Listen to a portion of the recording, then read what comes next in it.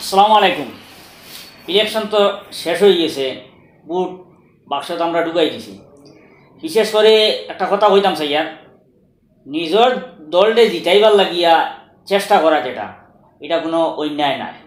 প্রত্যেকের যার যারই অধিকার আছে, প্রত্যেকের যার যারই একটা চয়েস আছে, যার কারণে আমরা প্রত্যেকে নিজ নিজ দলটে বুট দিছি বা নিজ নিজ দলটে জিতাইবার লাগি আপনার চেষ্টা করছি। কিন্তু শেষ মুহূর্তে কোন দল জিতবো না জিতবো এটা তো একমাত্র বর্তমান অবস্থায় আল্লাহ হইতে পারবা গণার আগ পর্যন্ত। কিন্তু দেখা যায় সমাজও কিছু এই বুট দেবাদেবী লইয়া কিছু অশৃঙ্খলা সৃষ্টি হয়েছে, কিছু মতবিরোধ সৃষ্টি হয়েছে, কিছু খানাখানি হাহা কি শুরু হয়েছে। মানে কিছু সংখ্যক মানুষে এটারে কেন্দ্র করি একটু অশান্তি সৃষ্টি করতো স্যার। তার কারণে ওগুলোরও কইয়ার আপনারা সমাজে অশান্তি সৃষ্টি করবা না। বুট প্রত্যেকের অধিকার, যে কোনো জায়গাতে দিতে পারবো, যে কোনো দলকে সাপোর্ট করতে পারবো, এটা কোনো অন্যায় নাই। আর আপনারা শান্তি বজায় রাখিয়া চলবা।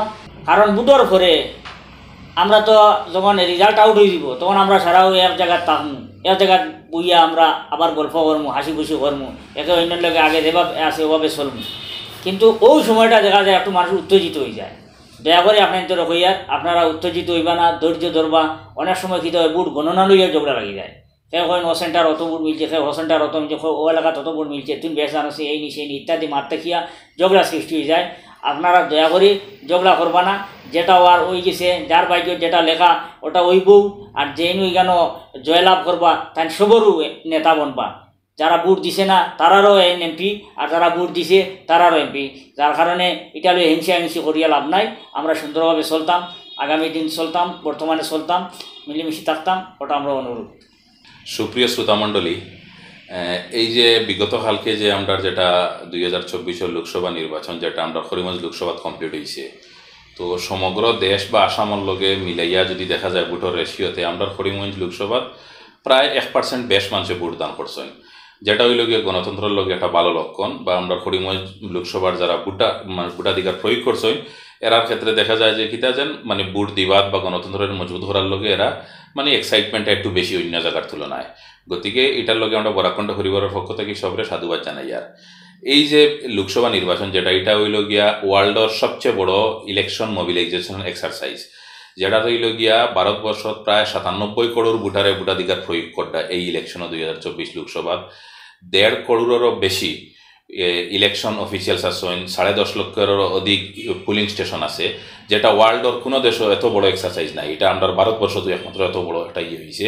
আর এটারে মজবুত করাত গিয়া আমরা সারায় যেভাবে আমরা অগ্রণী ভূমিকা নিশ্চয় নিতার লগে সবরে বরাকণ্ঠ পরিবারের পক্ষ থেকে অশেষ ধন্যবাদ জানাই। আর আমরা খৈরুল ভাইয়ে আপনার সামনে কইসেন যে এই বুটর বিগত কিছুদিন দেখিয়া বিভিন্ন দলের বিভিন্নজন মানুষে বিভিন্ন ধরনের প্রপাগণ্ডা চালাইছেন। কেউ দরবার করছেন, লড়াই করছেন, ঝগড়া করছেন, বিভিন্ন ধরনের সাজিশ চালাইছেন, এক দলে আর এক দলের মানুষরে আক্রমণ করছেন, বিভিন্নভাবে হয়রানির শিকার হয়েছেন। তো এটা হইল গিয়ে একদম ন্যাচারাল জিনিস, এটা ইলেকশনের আগে এই জিনিসগুলা হয়। আমরা রিকোয়েস্ট হইল গিয়ে সারার কাছে যেটা বিগত দিনে ওই গেছে ইলেকশনের আগ মুহূর্ত, এটা ওই গেছে ওখানেও শেষ হয়ে যেত, ইলেকশনের পরে যাতে এই জিনিসগুলা রিপিট না হয়। কারণ আমরা দেখছি যে ভারতের অন্যান্য স্টেটও 1-2টা স্টেটও আছে যেন ইলেকশনের আগে কিছু অঘটন ঘটে আর ইলেকশনের পরেও আবার সেম জিনিসগুলা রিপিট হয়, যেটা হইল গিয়া খুব খারাপ লক্ষণ। এটা আমরা করিমগঞ্জ লোকসভাত বিগত দিনও আসিল না, এই ইলেকশন উপলক্ষে ছোটোখাটো 2-1টা এই ধরনের ঘটনা ঘটছে। আমরা আশা করি যে এটা থেকে আমরা শিক্ষা নেওয়া দরকার যে এই ধরনের ঘটনা আর ভবিষ্যতে যাতে এই ধরনের ঘটনা না ঘটে। আর করিমগঞ্জ লোকসভার সব ভোটারদের বরাকণ্ঠ পরিবারের পক্ষ থেকে অশেষ ধন্যবাদ জানাই। আর আপনারা নিজের ভোটাধিকার প্রয়োগ করছেন আর ভারতের গণতন্ত্র যেটা আছে এটারে মজবুত করার লগে আপনারা লেভেল বেস্ট ট্রাই করছেন। ওটা হইয়া আজকের আমরা এখানে সংক্ষিপ্ত হারে আমরা এখানে শেষ করলাম। ধন্যবাদ। জয় হিন্দ।